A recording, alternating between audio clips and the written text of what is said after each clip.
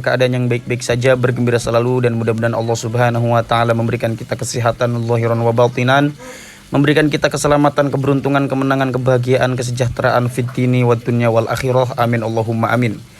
Ini tulisan dari Kiai Haji Imaduddin Usman Al-Bantani. Teman-teman boleh sepakat atau tidak, tapi yang pasti dari hal ini kita dapat belajar dan dapat mengurai, ya. Paling tidak kita dapat berargumentasi. Jadi ketika bahasanya adalah keilmuan, tidak ada paksaan untuk mempercayai atau menampiknya. Yang terpasti adalah di sini kita bisa melihat bagaimana sebuah argumen dibangun, ya. Gus Rumel awalnya di sini, ya. Gus Rumel berdusta tanpa tanda kutip ketika menyatakan penulis mengatakan nasab Ba'alawi hanya diisbat mimpi-mimpi. Kenyataannya dalam tulisan penulis tidak pernah ada kata hanya. Karena kata hanya itu kan yufidul hasro, ya. Dia itu memang memfaidahkan hasr. Bukan dalam kaidah bahasa Arab saja, dalam kaidah bahasa Indonesia pun begitu pengertiannya atau konsekuensi arti dari kata itu. Sebelum mengutip tulisan Muhammad Khirid tentang diisbatnya nasab Ba'alawi oleh mimpi-mimpi, penulis telah mengutip tulisan Muhammad Khirid tentang usaha Ali Bajadid mengisbat nasabnya ke Irak ke hadapan para qadi.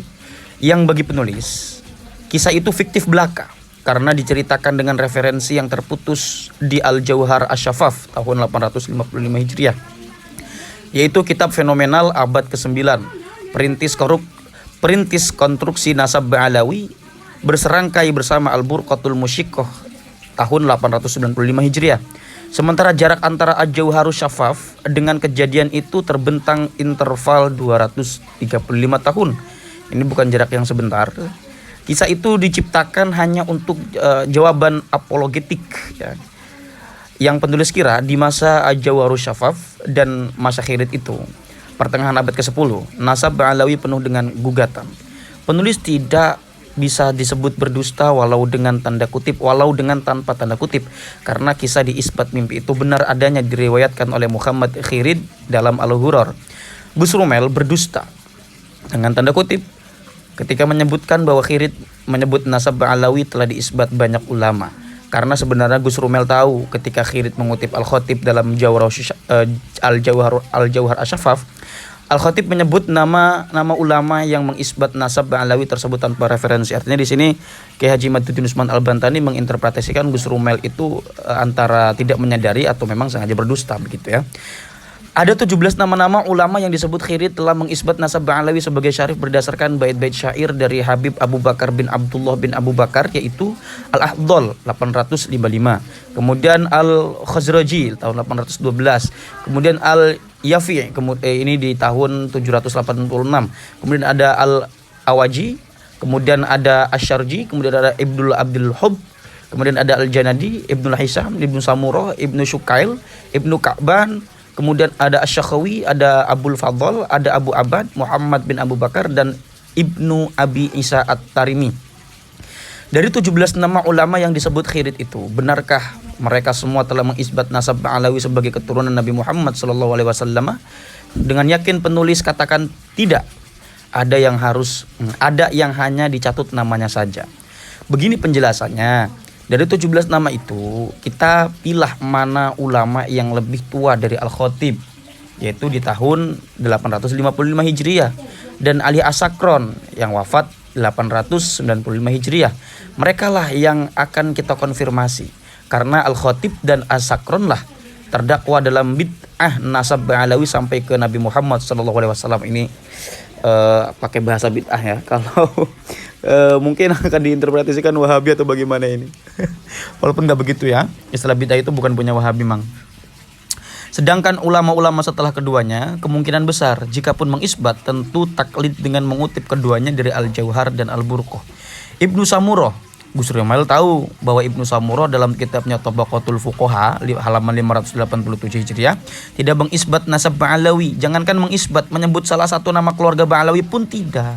Lalu beranikah Gus Rumel berkata bahwa Al-Khatib berdusta atas nama Ibnu Samurah dengan tanpa tanda kutip? Seperti Gus Rumel memframing kedustaan untuk penulis, padahal yang penulis tulis betul-betul tertulis dalam Al-Ghurar.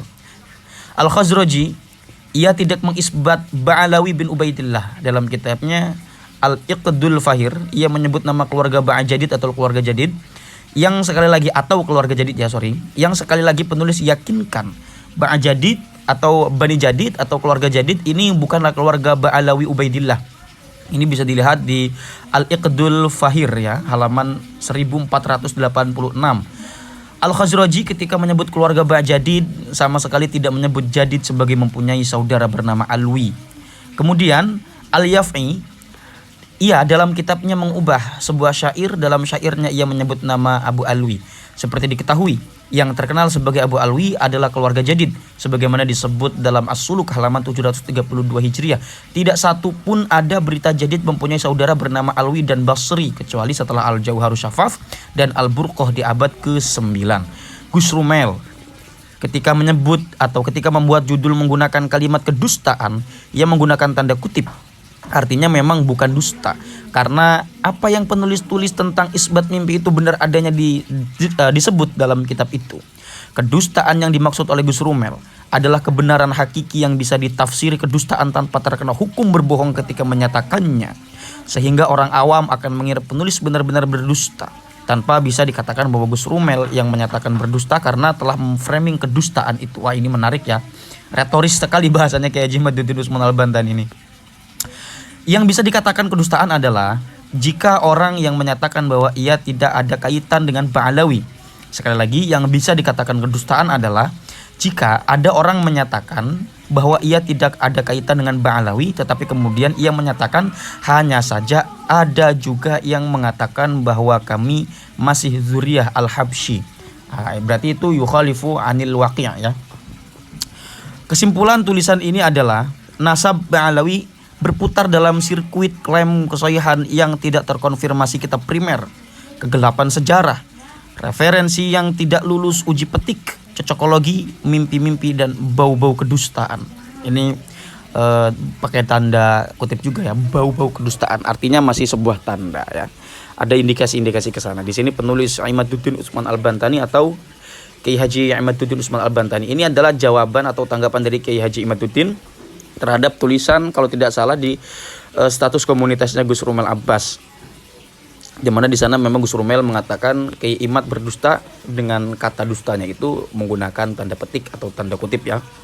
Nah, silakan bagi teman-teman yang ingin mengurai ini atau ingin berargumentasi sangat dipersilakan ya.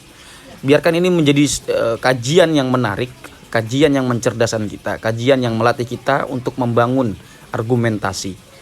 Begitu kira-kira ya. Kalau banyak ditemukan yang iskal, yang janggal, atau teman-teman kurang setuju atau kurang sepakat, silakan dibantah, tetapi yang argumentatif. Begitu ya kira-kira. Nah, itu saja teman-teman yang dapat saya sampaikan. Mohon maaf apabila ada kekurangan dari yang saya sampaikan.